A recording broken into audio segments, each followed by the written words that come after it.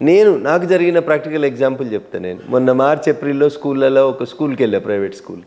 విద్యార్థులంతా science exhibition పెట్టిందంటే ఒక 4th class student, ఒక 4th class అమ్మాయి తాము ఎండాకాలం సెలవులలో ఊరికి పోతే ఆ నెల 45 రోజులలో ఊరికి పోయి వచ్చేసరికి ఇంటి కాంపౌండ్లో ఉన్న మొక్కలు చనిపోకుండా ఉండడం కోసం డ్రిప్ ఎట్లా నడవాలి అని చెప్పి ఒక ఇన్స్ట్రుమెంట్ని తయారు చేసిందన్న. ఇది లర్నింగ్ బై డూయింగ్.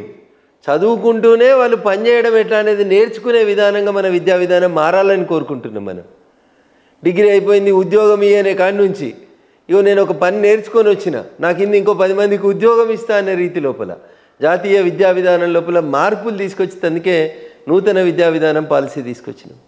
దాంట్లో భాగంగా లర్నింగ్ బై డూయింగ్. 4వ తరగతి అమ్మాయి ఒక ఆలోచన వచ్చింది. ఎండాకాలంలో మేము ఊరికి పోతే నేను పెంచిన చెట్లకు ఏం కావాలని ఆలోచించింది. This is the greatness.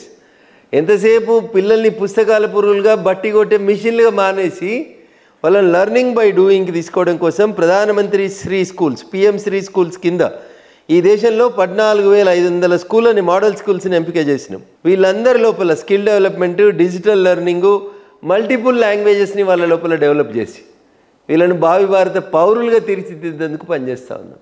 This is a great change అన్న.